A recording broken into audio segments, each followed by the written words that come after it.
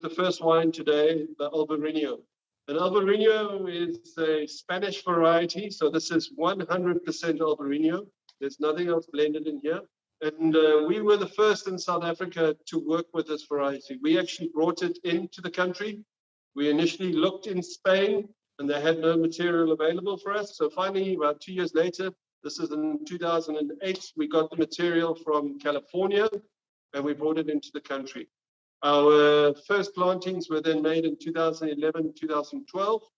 And then with that, we then got our first vintage in 2014. So today we're tasting 2018. This is our fourth vintage, fifth vintage. And basically with that, still very much trying to find our feet with the wine and with the vintage. Why Albarino? Basically, once again, according to that map, our proximity to the ocean. A lot of the Cape is planted to Sauvignon Blanc, Chenin Blanc, which I'm sure you all know. We can see Chardonnay, and all of these varieties are spread far and wide around the Cape. What we wanted to look for was a white wine that really helped us define our area right here by the ocean, and also help us define the soils that we work with. We actually last year got a professor of geology to come out here, and with that then explained to us and really brought it home to us that our granite soils here are actually exceptionally rare, far rarer than what we expected. Frankly, granite occurs a lot in the Cape, like in Swartland and in Paarl, but so close to the ocean, it is very rare. And so I kind of jokingly say, but if you Google maritime climate, granite soils, white wine, you come out to Albarino, and that takes us to Spain. And so that really then led us to this variety. As you can see on our labels, we have the seahorses. We as a family have been living next to the sea all of our lives. There was 3 years that I lived in London to go and discover the big world, which next to the river was sort of near the sea. And then 1 year that we lived in the interior of South Africa. But for the other 45, 46 years of my life, I've lived next to the sea all of my life. And with that, then it plays an instrumental part of how we work with our wines. And that again made us very, very comfortable about working with Albarino, that this maritime variety and very well suited towards seafood, which has been fundamental for us as kids right through. And so we decided to take the risk and bring it into the country. As I said, 2014 was our first vintage. Tonight we've got 2018 in front of you.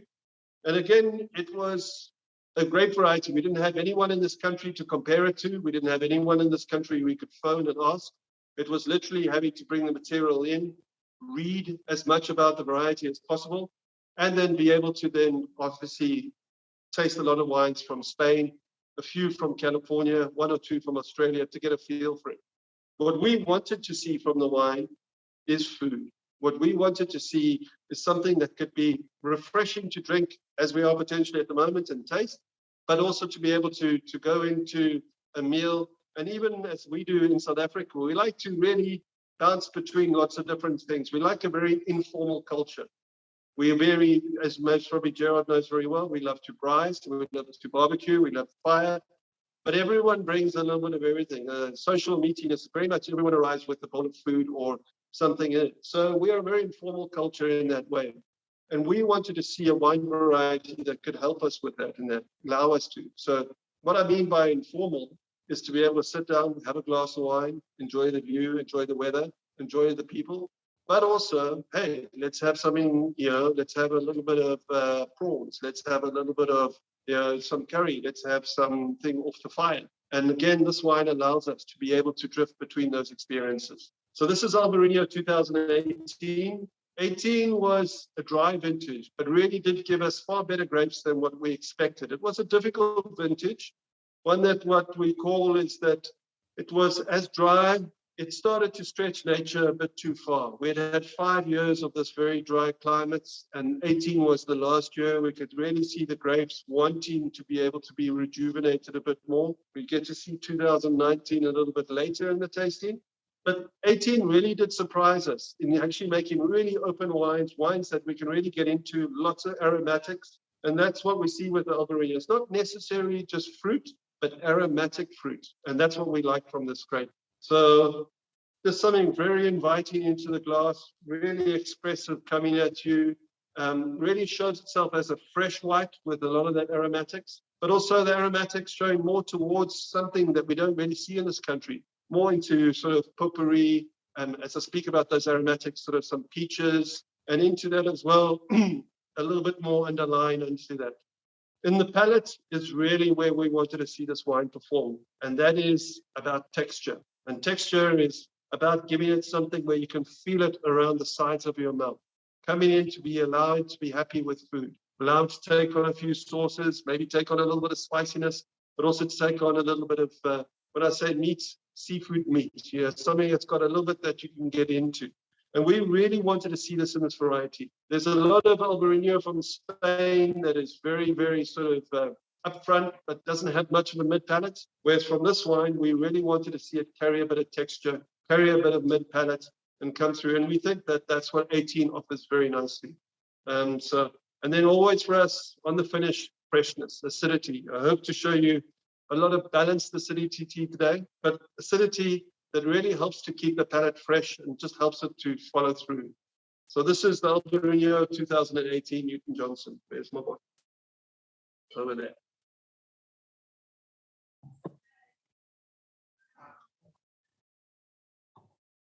Okay, so for you guys who do not know and haven't been to South Africa before, just a quick where Bevan is now is where you do your tasting. Maybe it's not for everybody, maybe it's a private tasting. I'm not sure about that, Bevan, but yeah, this is where I sat with a few other guys and we had tasting with this awesome view. So that's a tasting room that Bevan's conducting his tasting from. Yeah, I think as Gerard said there, for us, we were very fortunate. We wanted to come here to work with Pinot Noir, but a lot of our lifestyle is around the sea, around the beach, which is where I hope to be a little bit this weekend. And again, this is what makes this wine fun. When we get to Chardonnay and Pinot Noir, working with those wines, I don't know if we can call it to be fun. They've been very hard taskmasters. But Albarino has been a lot more inviting to be able to get to know than what we expected, and especially compared to some of the other grapes that we work with. We are fortunate. We've got lovely views here. So as Gerard said, when you do come to visit, please do, when we can. This is the view that you'll get to sit here and enjoy with this glass of wine in your hand. And it wasn't about the view when we came across the property. I mean, we're very fortunate. It's phenomenally beautiful here. I initially didn't think that I would be able to enjoy Hermanus. I was very attached to where we grew up as kids. But yeah, it's been 25 years now. The whole family's out here and loving it so far. Is there anything else that anyone would like to know about Albarino? I have a question from Gerald that I have to ask you. Apparently, he texted me to ask you about the Albarino. To say that the key aspect of why you planted Albarino was because of where the vineyard was facing. And because where the vineyard and I'm talking about the Albarino vineyard, where you plant the Albarino, and because it's so cool and so maritime, like you mentioned, and that's why it's so conducive for the Albarino. So was the aspect the main reason why you planted Albarino? As in the slope facing, I mean the facing of where you wanted to plant.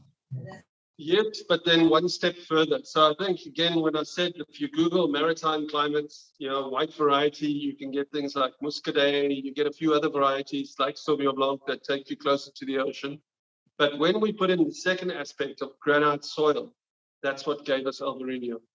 And Albarino really came in because of the soil. So there was a lot that we wanted to look at.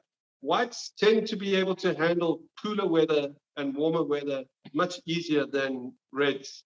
Certain reds like Cabernet or Merlot really want warm weather, and then Pinot likes cool weather, and it doesn't really transfer well from one climate to another. But for us, we were comfortable with Albarino as far as our climate was concerned, but really for us, what was the pinpoint was the granite soils that we have here. And it really helped to bring that alive and bring through, there's a bit of minerality that hopefully you can get on this. Minerality is a little bit of that sort of crunchy texture you get at the end of the wine. And again, just makes it sort of that refreshing finish on it. And I mean, for us, yeah, it's been now, we just finished 21. So we just feel like we're getting to start to know this variety now.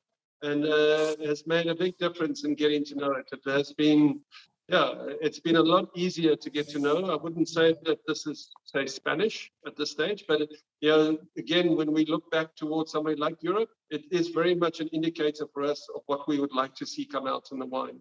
The beautiful thing about the name Albarino is that it's taken from Latin Spanish. Where this region is, Galicia in Spain, is just above Portugal, so northern Spain, right up there in the corner. I think concerns for us initially, compared to what Gerard was asking about climate, as much as we're comfortable about being cool for the Cape and close to the ocean, we're still a lot warmer than that part of Spain and a lot drier. But thankfully, this grape is handled very well. But it's also where the Christian pilgrimage, the Camino, finishes. So monks have been walking there, Christians have been going on this pilgrimage. It's a very popular thing to do when going to that part of Spain. And it finishes in this area. So Alba on the name stands for white, and Rino stands for the Rhine. So it's the white from the Rhine. And it was felt that this aromatics that we get comes from Gewürztraminer and Riesling that monks were bringing in from Central Europe and were planting them over the hundreds of years that they were coming to visit. So you could say that this is a hybrid, but now already been in Spain for over 100 years. And it's a hybrid that's come of Gewürztraminer and Riesling because of this Christian pilgrimage.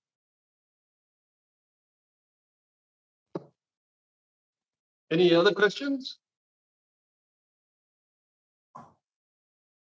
All good.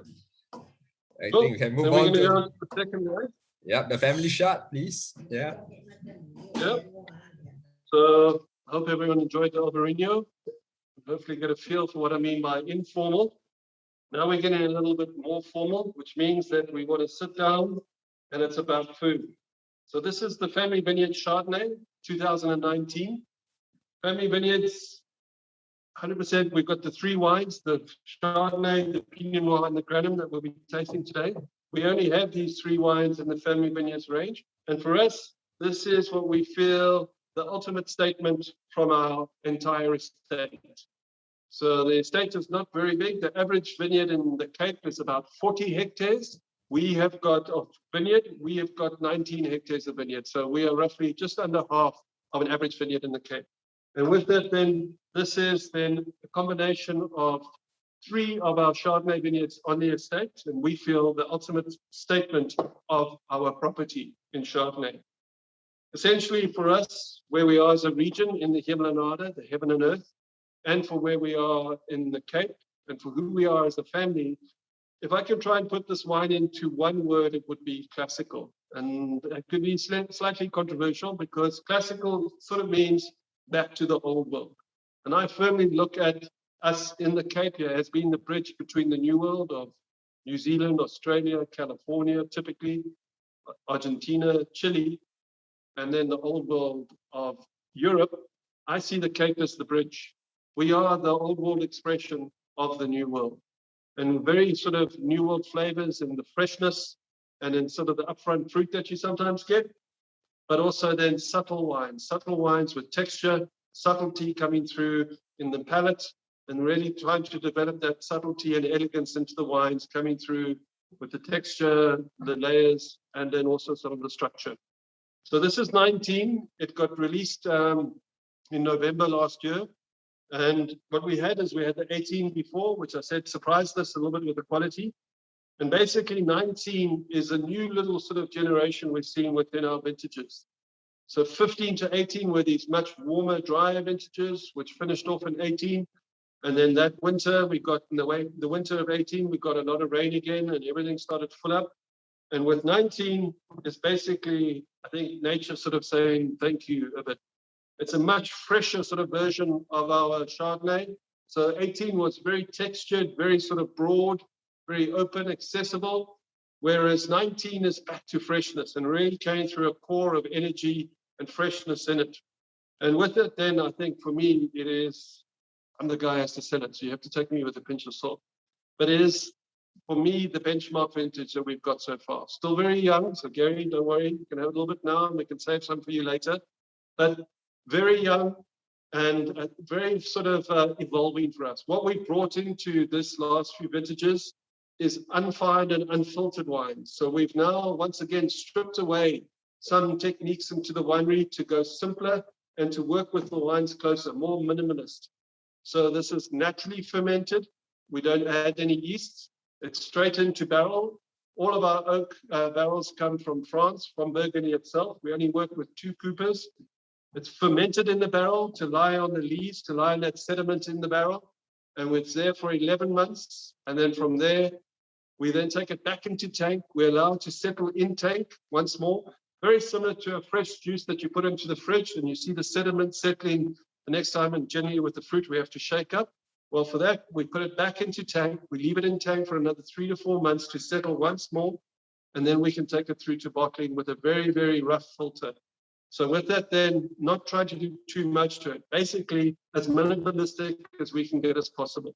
And that's because we would like to believe in the wine as to where it's going to go into the future, how it can unfold itself, and not trying to do too much, really allowing it to express itself. I'm a big fan of 19, literally. I mean, our other benchmarks would be 17 and 15. Those were drier vintages, good concentration, but for me, it doesn't carry the freshness. There's like an inherent freshness. This has had an awesome night's sleep. It's had a bit of air conditioning on. It's basically really been rejuvenated by nature over that winter and showing a wonderful freshness to it, 2019. So this is the Chardonnay Family Vineyards 2019. Not too much aromatics off that. Again, a bit restrained, classical, old school in its sort of showing on the nose. Not really trying to give you too much there, a bit of waxiness coming through. Still quite young, so it's still going to find its ultimate form within the nose. But onto the palate, again, good texture coming through on the mid palate. Evan, is it convenient to share the names of the cooper from Burgundy? Yeah, very much. We work with the 2 guys, Chassin, which is a family cooperage, and Tremure, which was a family cooperage up until 2 years ago. They got bought out by a bigger cooperage. But both of these cooperages really adopt a very customized personal approach to their barrels. We first started dealing with Stefan from Chassin 12 years ago. We have oak trees in the Cape, but they were introduced here by the Dutch or by the English. So if you had to take a 100-year-old oak tree here in the Cape, it's grown too fast.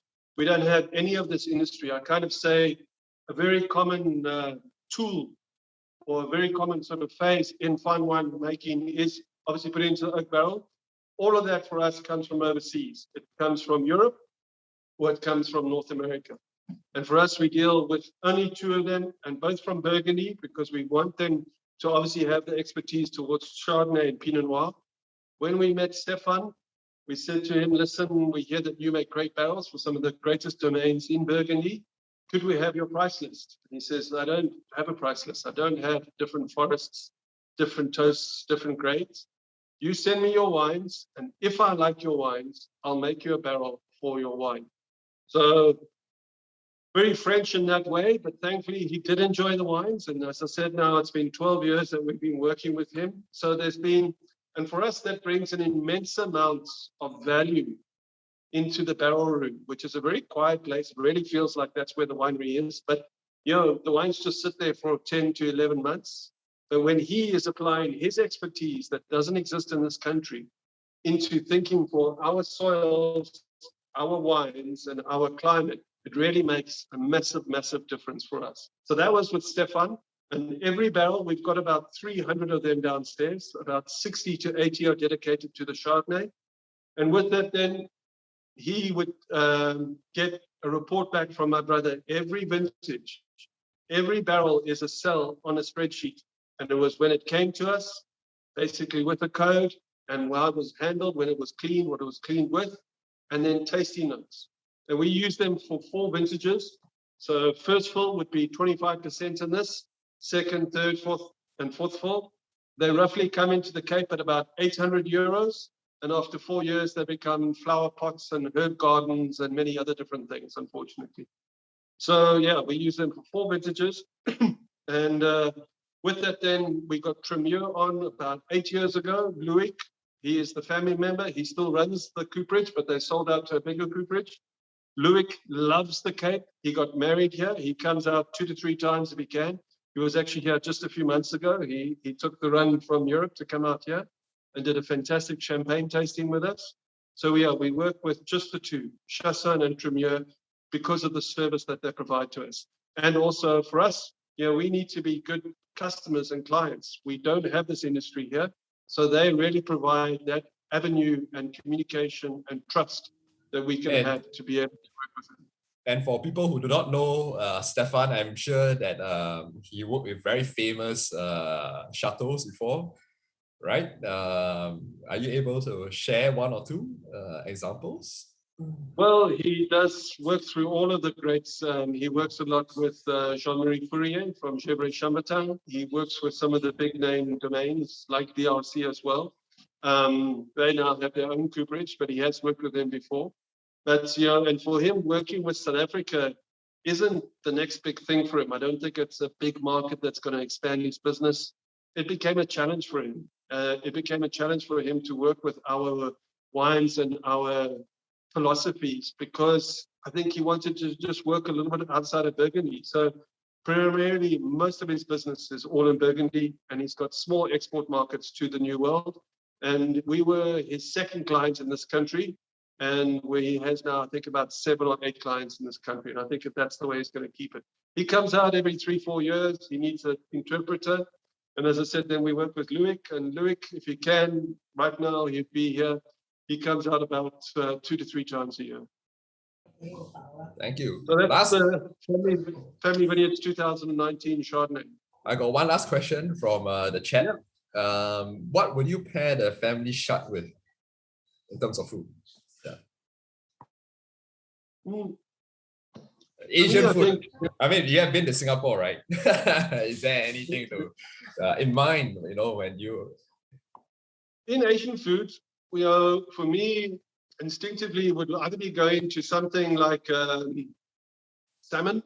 Really love this with salmon. It can cut through some of the oiliness of salmon with some of the freshness there, but it's got the texture to be able to take on that meat. Even some fresh tuna, some of your game fish that have really got a little bit of meatiness to them. It also likes cream. So if we're going for a night out of Italian and where it's got a bit of cream in the dish, some creamy pastas and things like that. Then there's also a little bit of citrus flavors on this that it can handle a little bit of lemon. Not too much, But so for me, as I said, this wine really wants to sit down. It wants to be at a meal. It would go anywhere from some shellfish right through to some of the fish that, but for me, specifically, if we're talking about Asian, I like sort of something with a bit more color into that. And I like something that's got sort of the salmon, the fresh tunas and stuff like that, that carry a little bit more sort of, juices in their meat. And then with that, a bit of creaminess. I don't know if that starts to answer it a bit. Absolutely. Thank you. And any questions from the floor? Any questions? Oh, hi. Hello. Are they? Hi, Chair. Hi, everyone. This is Stephanie here. Got a question on regarding MLF. Does the wine go through MLF, or a certain percentage of the wines will go through MLF? Yes, it does. We try to get them 100% through. So generally, the balance that we like to see come through with the wine is when it's gone through 100% malolactic fermentation.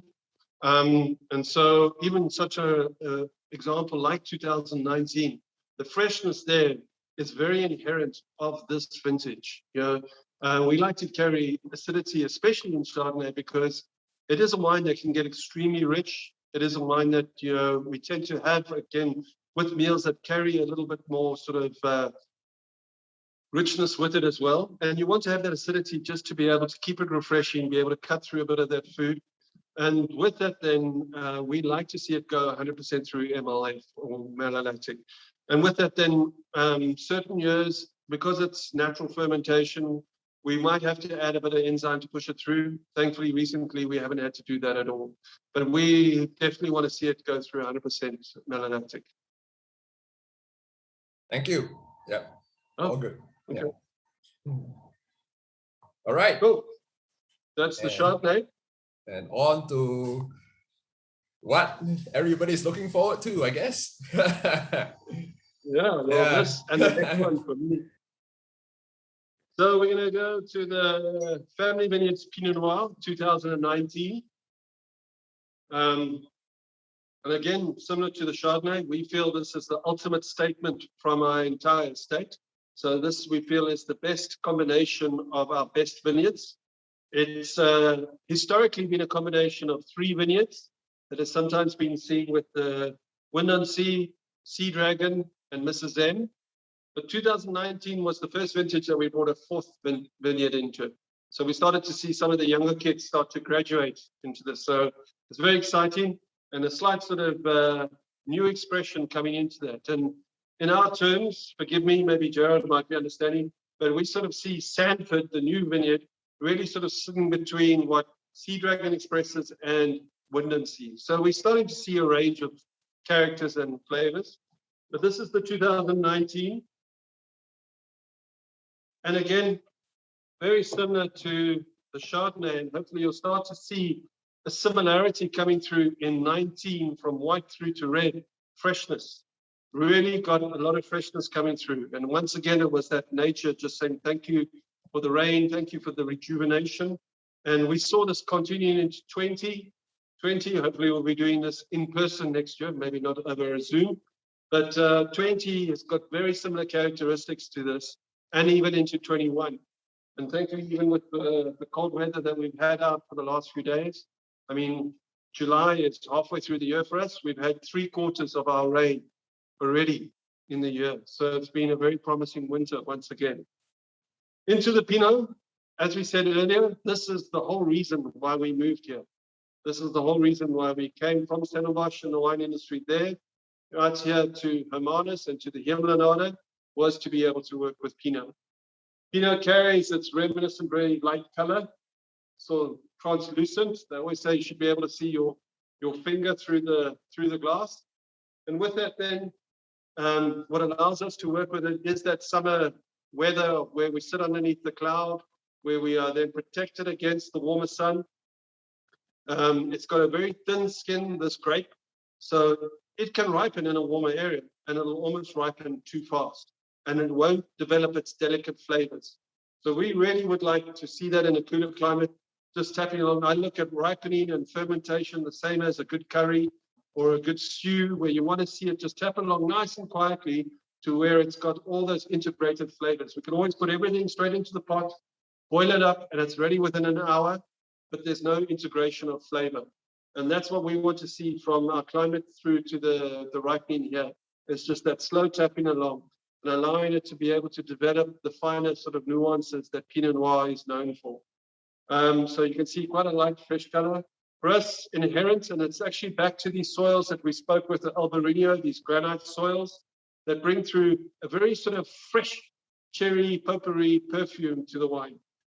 So the first thing you sort of get is that sort of like sour cherry, freshness coming through to perfume, and perfume is very much a signature of our valley, up and down. And with that, then some darker spectrum of fruit coming into that. Not quite yet as developed. It's still got a bit of time to go because it is young again. But with that sort of going into something that's got a little bit of spiciness to it, that's quite also characteristic of our region, some of the spiciness sitting underneath that.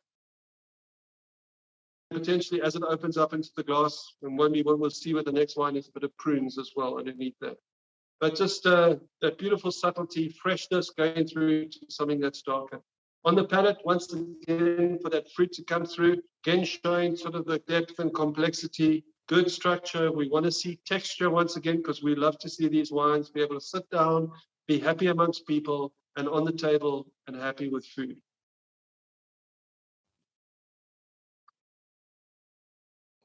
So Bevan, well, I've done my exercise. Yeah, so I've done my exercise for the day, so I'm going to carry on drinking actually. So Bevan, Gerard. for the family Pinot Noir, is it a blend of 4 or 3 different single vineyards? It's a Sea Dragon, Windansea, Sea Dragon, Windansea, Mrs. M, And for 2019 was the debut of now a fourth vineyard coming in there, Sanford. Sanford, that's right. Yeah, thank you. So yeah, and once again, 2019, very fresh, energetic vintage for us, as I described, and also quite sort of young at this stage of its development, really needing a bit more time than some of the others. And for me, that holds a lot of promise for it going forward into that. And Bevan, I think that's for the benefit of orientation. You don't want to, you have a lovely background view. You might want to introduce where the vineyards are in terms of the parcels. Yeah, so at least everybody can orientate themselves as well. Yeah. I'm actually getting quite warmy in the sun. I think this morning was raining. I had 3 jackets on this morning. Anyway, so we've got Windansea right outside here. I think you can see that in the picture. Then we've got a little line of trees at the bottom of this vineyard. Just over those trees is a road, and beyond that road is Sea Dragon. So virtually on the same slope, we've got Windansea. Our clay soils here at the bottom of the mountain are much deeper. Right here at the foot of the mountain is where we've got these deep, dark clay soils. As you get over the road, a little bit further down the slope, there's a little bit more sandstone coming into the clay.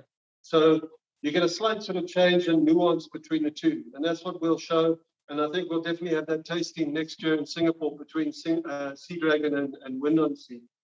Mrs. Zen is over in the corner. It's not quite in our picture. And then Sanford is on the other side of the valley. So where you can see up against the mountain. And it's showing quite a different aspect compared to these vineyards here.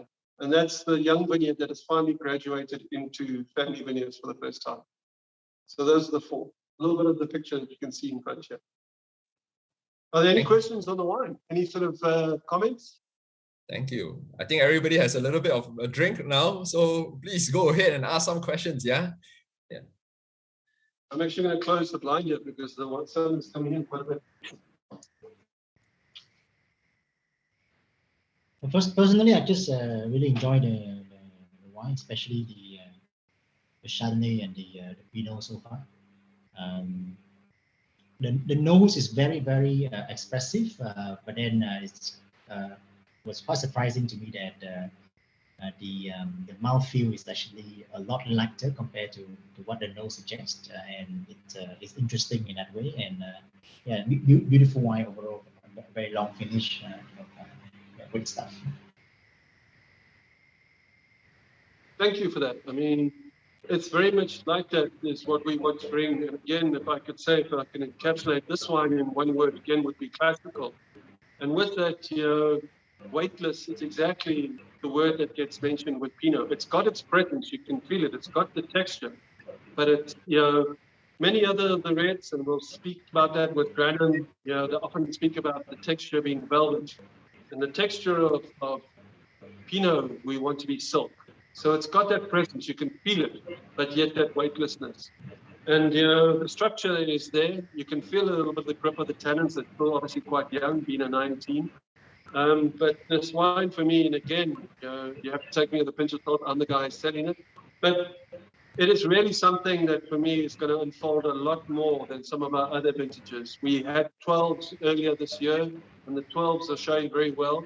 But these vineyards are older now. They've got rejuvenation, as I speak, inherent to 19. And it's just such a beautiful vintage. And I think we're going to see so much more from these wines going forward. But thank you for that. These wines are beautiful right now. I'll be very surprised if anyone can resist opening them young. Yeah, thankfully, with a bit of winter here, I saw the question of what we can pair it with. I've got some duck in the fridge for tonight, purely by chance. But I mean, for me, the beauty of Pinot is climbing into a lot of poultry, some of those lighter meats, even a bit of pork, where it's done with, and loves to cut through a bit of fat, but doesn't want to take on any sauces that are too heavy. So you don't want to go anything that's unfortunately too spicy. I love spice, but not with this wine. So for me, the quintessential pairing for this would be duck breast or duck thigh. And again, it can be done with a little bit of jus d'orange. So you've got a bit of orange there, or typically even with some the Asian wraps that you do with a little bit of that plum sauce that comes through on it. Yeah. So it likes also a bit of the freshness that we can add with some of the spring greens and stuff. But duck for me is the ultimate with this. Into mushrooms, it loves mushrooms as well. Into some pastas, it can handle pastas again with a bit of sauce, particularly some mushroom pastas or some risottos. So yeah, but for me, I always get stuck at duck. If anyone mentions duck, I'm stuck. You know. So and then into another favorite meat of mine is also pork. It can handle maybe a little bit of lamb, but those tend to get a little bit meaty, a little bit juicy. Into a bit of beef can also sometimes start to overpower this a bit. Any thoughts from anyone else? Bevan, I think this is where you can share a bit of the cork before I forget. Yeah. The pork. Okay, guys, this is where I learned where I learned where a good cork is and where it isn't. All right, not trying to sound different or sound a little bit off, but yeah. Here we go. I just saw a comment there about chicken rice, and I had a wonderful experience with Gerard taking me for some chicken rice while in Singapore, and I totally agree. You know, the stock and the texture of the stock coming through with the rice is something that Pinot Noir likes to cut with, but with a bit of texture. But then again, it's the chicken. It's got a little bit of that texture to it, and a bit of it's a dish that actually Pinot Noir. And the thing about chicken rice is it's a very subtle dish as well. There's not massive flavors that want to spring out to you. The beauty about chicken rice is the subtlety of it, and that's very similar to Pinot Noir. I would agree with that as well. Onto the corks. We've had I think the world has had a frustrating experience with its history of cork. So if we talk of a natural cork, which I've got here in the Granum, and the natural cork is then something that comes from the bark of the cork tree, and all cork comes from the Mediterranean, so from Spain, Portugal, Sardinia, a few of the Mediterranean islands. So all of that would come from there. As one piece of wood, it is prone to infection. Infection could come from bacteria or even where something lies in water and stuff like that. So it is prone to infection. And with that, then we've had an uncomfortable sort of experience with natural cork in this country. We've all tried to buy some of the top corks, quality of corks from Europe, but they tend to get one or two spoiled wines even amongst them. I've got a very good customer in Holland, a 3-star restaurant that serve our Chardonnay by the glass. And thankfully, we've known them over a number of years now, but they got very frustrated about 2017 vintage by the occurrence of cork there. So with that, then from 17 to 2018, certain of the great domains in Burgundy, some of the top estates in South Africa, and many others have reverted now to this cork that we have through the west of the wine tonight, and this is a Diane cork. Diane is now a glued together of cork pieces. It's a conglomerate or agglomerate of cork. And with that, then it is the only cork there that is guaranteed not to spoil a wine. So without having to go to screw caps or to any of the other sort of closures, the Diane cork is then, this is a Diane 10, so it's guaranteed for 10 years. We're going to be moving on to the Diane 12 soon. And with that, then it is guaranteed not to spoil the wine, which has thankfully given us a lot more confidence, once again, working with our 18 vintage.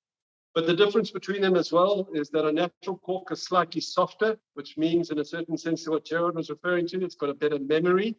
So the memory of a cork, unlike a blonde, is that it wants to return to its original shape, and it wants to basically, as it goes into the bottle, it tries to pursue that, and it then gets some of you get the choke in the bottle, you can feel that bump through the cork, and that comes through from the softness of a natural cork. A Diane has got a memory. You can feel it can pinch a bit, but it is a little bit less pliable than a natural cork. So it's a little bit harder. So in one sense, it doesn't have as good a memory. Maybe it's the blonde of the two. It doesn't have a good memory like the natural cork, but it is guaranteed not to spoil our wines, and therefore gives us a lot more confidence. We work with 20 markets around the world. Our biggest Far Eastern market is Japan, into Hong Kong, Singapore, and then most of it is in Europe. So thankfully, this gives us a lot of confidence working with markets around the world. So that's the Diane Corp over there. I did see another question. Sorry, Gerald, can you let me know what the last question was? Yes, from Aisel and Veronique, they were asking for the family Pinot Noir. Do you plan, other than the 4 single vineyards you add, do you plan to mix anything else in it? Yeah, it's a good question. 2019 is exciting. It's our 11th vintage. When we, as I said earlier, bought the property, it was a blank canvas. It was a derelict flower farm. So it was the first time it got planted to vineyard. Even when we get to the Granum, we'll speak a little bit about the surprises that we got in discovering the property. But essentially, we don't know. And essentially, time will tell. So we do think, we've seen an amazing difference, even as I spoke about the 19 hectares of vineyard. It's not a big property, but it amazed us how complex our soils were, far more than we ever expected. And even a bit of the subtleties we'll see tonight between the family vineyards and even the Windansea, how Pinot wants to show itself in different ways. But we start to feel that as the vineyards themselves get older, they're only sitting at around 15 years old now. Don't forget, somewhere in Burgundy doesn't classify a vineyard until it becomes 30 years old. So these are still exceptionally young in certain old world standards. So we like to think as the vineyards start to get older, those roots start to get deeper, they start to see similar bedrock. We'll start to see more of the vineyards potentially being able to graduate through to what we want to have in the family vineyards. So we think so, we hope so, but we don't know as yet.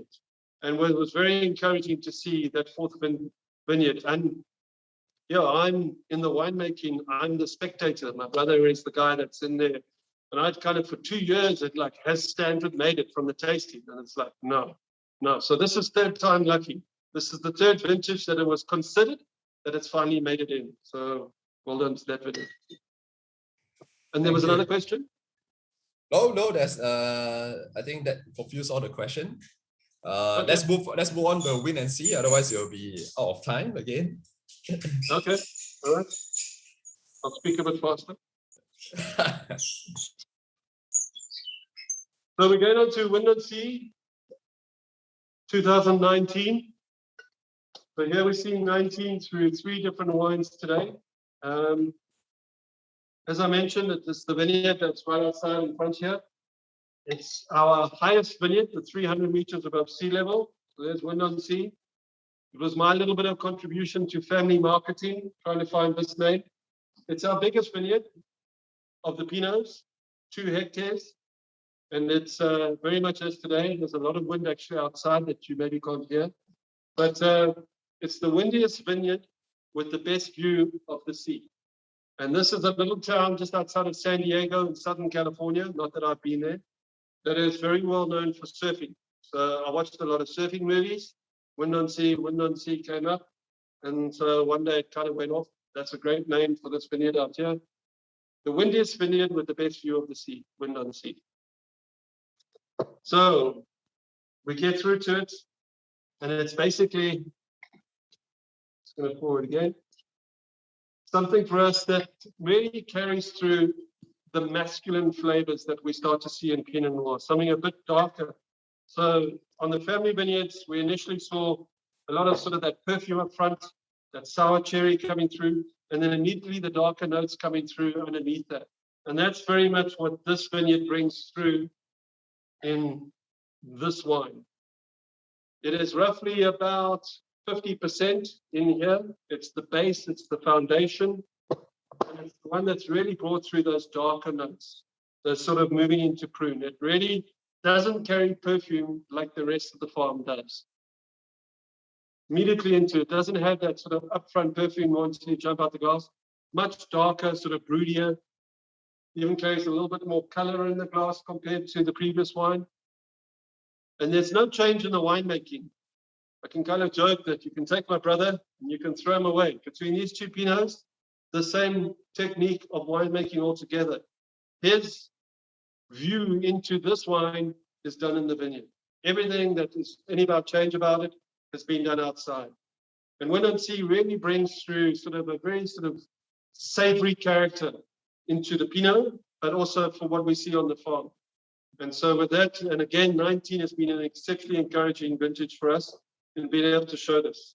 So that's Windansea 19, but you've got from the marketer, thankfully, we can hear it from the man himself.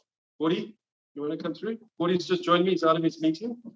So he can tell you a lot more about it. This is my brother Gordon. Hey, Gordy. How are you doing, Gordy? Nice to meet you. Hope you are well. Yeah. Good to be on the tasting with you guys. Hope you've been enjoying everything so far. Absolutely. Gordy is the younger brother of Bevan. Yeah, and A bit more grey, but I'm the younger one. The winemaking is tougher than marketing. Yeah. So we're talking about the Windansea 19, and it was really actually taken a vineyard also within the single vineyard. It's almost the longest for Gordy to understand because of its broodiness. It didn't show itself like the rest of the property. As I said, it's the highest, not so much its altitude, but the nature of the soils, the very deep clay soils, is what's brought out the character within this wine, and really carries itself quite differently to the rest of the property. Usually with this wine as well, we use quite a lot of whole bunches as well. So the introduction of stems or stemminess. Because the clay is quite shallow, it's only about 0.5 meter below the surface. So the roots find, even when it was a young vineyard, the roots found their way into the clay quite early. And it really came out with this, as Bevan said, this quite brash kind of structure to the wine. So the use of whole bunches, which I find is quite a good way to take, say, a chunky tannin structure and you actually give it a bit more definition and length. So it almost gave the wine a bit more shape and really leads you into the finish. Trying to refine it, basically. Really trying to refine some of those sort of very savory characters and nature of that vineyard. Also, like I said, deep, and Gordy speaks of shallow. We're speaking of it in two different ways. I'm speaking of the clay soils underneath there that are very deep. Gordy's speaking that the path to those clay soils is very shallow. So if we were trying to confuse anyone. I have a question on the Windansea. In fact, winemaking in general. And anybody who have been to your vineyard will have noticed the overhanging tanks, right? And minimum pump overs. I think 1 pump over, if I'm not mistaken, when I was there. Or was it 2? I can't remember. How does that influence the wine? Maybe you can share with everybody on this. Well, when we had spent 9 years in another building before we had built this one.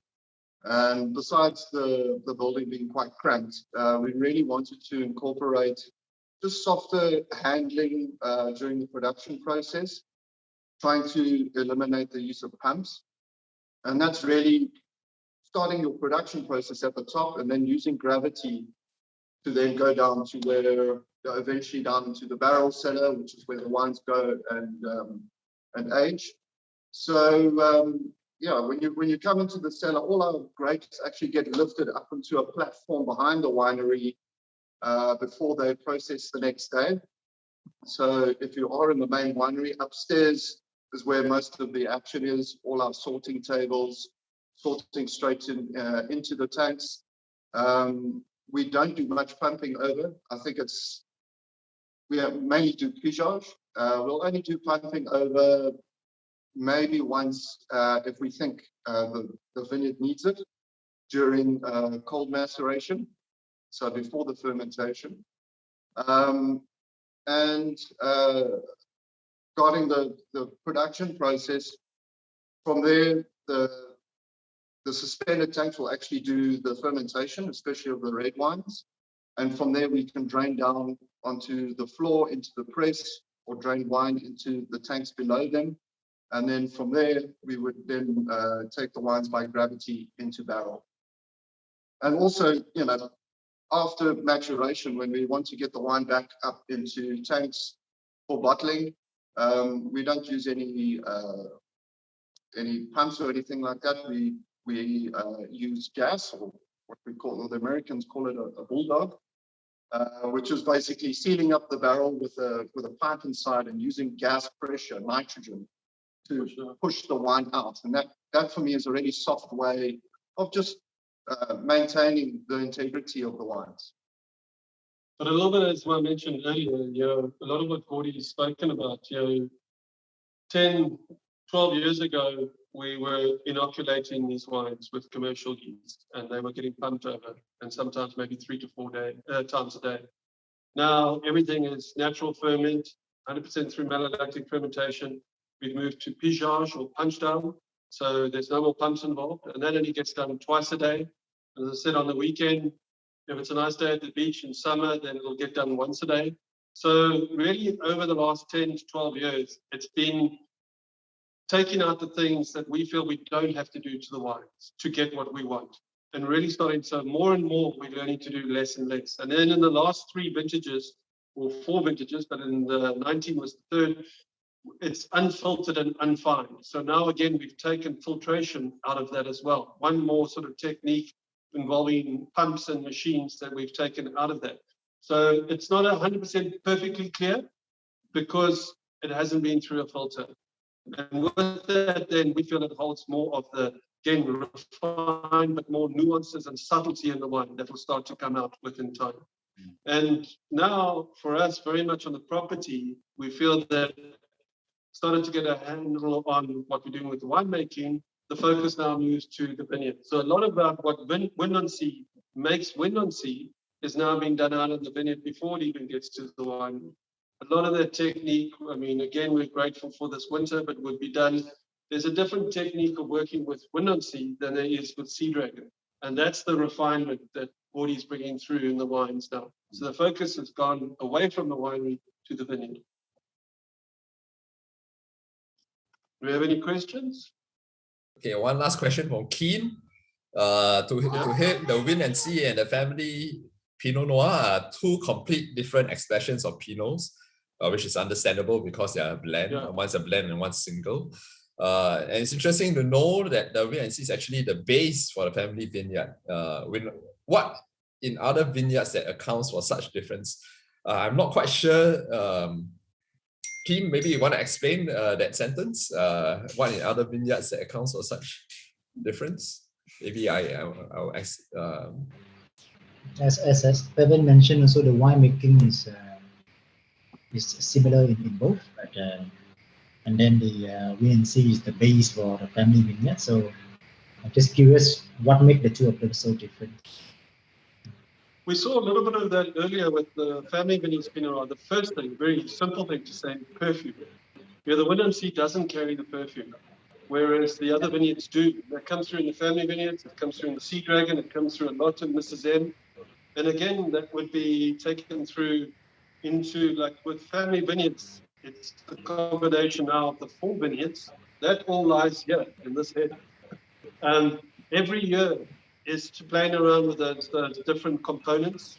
There is a certain mathematical, Windansea is the biggest vineyard, so it would carry majority, but certain years it could be 45%, to other years it could be 55%.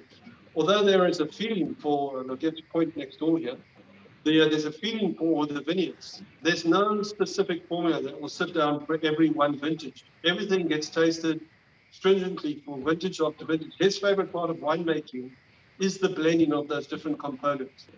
And those other vineyards bring through everything that comes on top of what we saw of that savory, broody character of Windansea, the perfume, the rose sort of components to it, the cherry components to it, and then even that initial sort of fruit.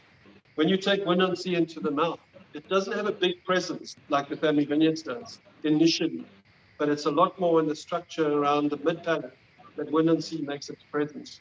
Whereas family vineyards has got a lot more to say up front and later, but it doesn't have that ultimate structure like the Windansea does in the sides of your mouth. And for me, like we spoke earlier with the family vineyard, I got stuck at duck again, and I spoke a lot about poultry and pork. But with Windansea, we can start to take on a bit more meat if we wanted to, and definitely start to take on a lot more, again, juicier meats. We can go into lamb, into shoulder of lamb, shoulder of pork, and things like that, where it really can be happy with a lot more sort of juiciness within the meat, stuff like that, compared to family vineyard. I don't know if that answers it. Okay, one last question from Stephanie before we move on to the last wine, which is Granum. What are the clones used for the Pinot Noir in your vineyards, and especially Windansea? Yeah. Well, I think as with most Pinot Noir in South Africa, we use what we call the Dijon clones from France. Can't remember the professor's name, but he was the one that did Bernard Margret, or no, sorry, that's he from Bordeaux. But it was a professor from Dijon who did a lot of selections and introduced these clones into the industry. I think he did a lot of his selections in Maurice-Saint-Denis. So these are a lot of the clones that we have today. And they would have been designed around much about color. I think, you know, certain issues that would have been important to Burgundy, not always important to us. I mean, when he designed them, he wanted the grapes to ripen quite well and quite quickly so that they didn't have to chateaulize in the winery. But, you know, specifically with Pinot, I think it is a variety that really adapts to where it's been planted. And, you know, we've seen our vineyards change quite a bit from what we noticed from them initially. And I think they really do kind of fit into where they're being planted. Our soils are not Burgundy. We have quite acidic soils. We've got lots of wind. You know, the conditions are just totally different. And also when I start tasting a lot of the same clones, even around, you know, around the Western Cape or even within the valley, they are so different that it's really quite hard to assign a certain character to, or certain characteristics to a clone. So, you know, I don't quite look at clone characteristics anymore. I think if we're just happy to have good quality material, that first off is just giving you know, good expression in the grapes, and you know, with a balanced canopy and balanced growth and crop as well. You know, as long as we have those, then you know we will get that first picture of what that wine's going to be like in that vineyard, and then look at that character and say, wow, that's like Sea Dragon, for instance. Wow, it's got that perfume. We really need to protect that or refine that. And I think that's how we approach our vine material, and especially the characters that go to each vineyard. Anything else? Then we go on to Granum. Yep, I think for the interest of time, let's move on to Granum. Okay. So we're moving on to Granum 16, the last of the wine today, the third of the reds. Earlier in the tasting, I spoke a little bit about how there were some surprises for us when we initially bought the bare land. We thought 50% of it planted to Pinot Noir and 50% of it planted to Chardonnay. Life is not that simple. And so we were offered, we opened up the wine again, some surprises within these soils. So right at the bottom of the property, you can sort of see there in the distance, are these soils here that I can hopefully show you a little bit on these exceptionally rocky soils. So there's a younger Gordon. He and I are right up there at the moment. In the distance here in the photo is the Sea Dragon vineyard that we have in the family vineyards. What's kind of missing is a lot of the property in the dip. But right at the bottom, next to that river that you spoke of, Gerard, is these exceptionally rocky soils. And these soils do not allow much for Pinot Noir. They're too warm and too poor. Pinot Noir needs a lot of TLC, and that is not TLC for Pinot Noir. So that gives an opportunity to plant Syrah. So Granum is then the third family vineyards wine that we have. It's the only blend, and it's a blend of Syrah and Mourvèdre, both from our own property, and really showing off now the climate's in a very different sense between the two wines. So Granum is then granite in Latin. So if it's got a Latin connotation, that's Gordy's version of marketing. If it's got a nice sort of English connotation, that's my version of marketing. Yeah. So that's Granum 2016, 75% Syrah and 25% Mourvèdre. Once again, we're into some of these clay soils sitting below that rock. So again, much darker character than we see from some other parcels on the property, really coming through. But there's a lot of Syrah in the Cape, not much from this part of the world. And what comes across in this wine is that it's a cool climate Syrah. A lot more sort of composure with that fruit, not really as sort of as bold, more bold in the structure, but rather not in the fruit. You know, not trying to give through a fruit bomb, but something again that's a little bit more restrained on the nose. Again, those darker fruit characters coming through, and then lots of structure onto the palate.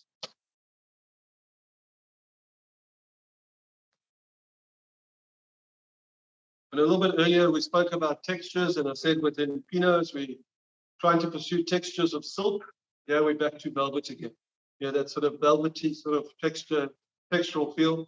But again, a lot of that sort of tannin around the mouth. 2016 was a traumatic vintage for him. It was one of the warmest, where we've seen in 19 some of the cooler stuff and really freshness. This was one of the warmest we'd ever seen within Pinot and Chardonnay. Terrifying vintage because everything was just about trying to protect any freshness that was trying to be taken away by the heat. But if there was one wine that really did enjoy that warm vintage, it's this guy. It likes the sun, and it got lots of it in 16. So yeah, this was the happy camper for that vintage. What's the percentage again? I can't remember for the 16 for the Granum between the Syrah and the Mourvèdre. 75 Syrah and 25 Mourvèdre. And for Full Stop Rock, it's a GSM blend. And for Granum, why wasn't Grenache added to it? It's something that's actually going to come into the story in the future. We actually do have some Grenache planted in the Granum area. Mm-hmm. I mean, as with Full Stop Rock, it's still stony soil, but it's a little bit more not quite the ideal. Granum is still for us the quality area for these two varieties, and we didn't have any Grenache planted there in the beginning. We actually waited 10 years to find the vine material that we wanted. I think 10, 15 years ago, Grenache vine material was quite poor in South Africa. We only had the choice of one clone, which was a pretty bad clone as well. Very high vigor, lots of crop, and not a very good premium clone. There was another one brought in from France, and it took us 10 years to make sure that the vine material that was coming through the system was all disease-free and 100% safe to plant. So that vineyard now is 4 years old now this year. We've made some wine from it, and it is super, super stuff. And we should be seeing that coming to play parts of Granum in the future. So for those who do not, for those who do not know, in the portfolio there's a Full Stop Rock, and of course Full Stop Rock we don't carry that in Singapore. It's a GSM, but in Granum there isn't any Grenache inside, but it's doing so well inside here over here. Yeah, I'm surprised. Yeah, as well. Sure. No, it gives a lovely perfume to the wine as well, and it just gives another dimension to it totally. Any questions on the Granum?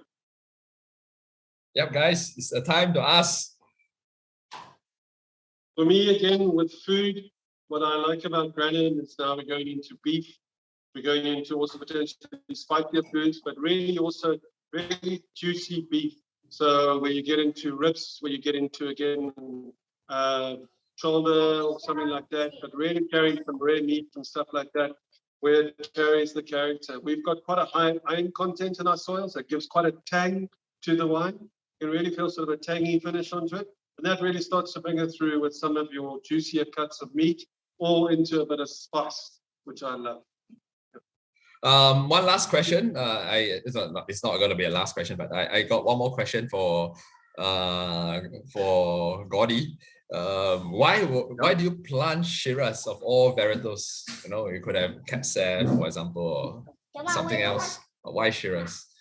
When we looked at the farm and looked at the different soil types that were not going to be ideal for Pinot Noir Chardonnay, for the Burgundy varieties. I mean, the Burgundy varieties really would require not too much, not too little, it needs it just right. And as Bevan was saying, of how stony and how rocky and how poor the soil is, or should we say stone. But, you know, when we looked at these various sites that we knew were not good for Pinot and Chardonnay, I think our first question was, well, what does well with on granite soil? And you know, as we know, Syrah has got fabulous reputation on granite soil in the Rhone Valley, Cotreti, also the hill of Hermitage as well. So it was more looking in that sense. We picked varieties that we knew would do well on granite and have a history with granite. Perhaps not Mourvedre so much if you look at where it's planted around the world, but it was the one worry for us as well. Are we perhaps planting a variety? It was more on the climate, and it's too later ripening variety to do well here, but Grenache as well. Specifically, we chose it because of granite soil. Very similar to the Albarino in that sense.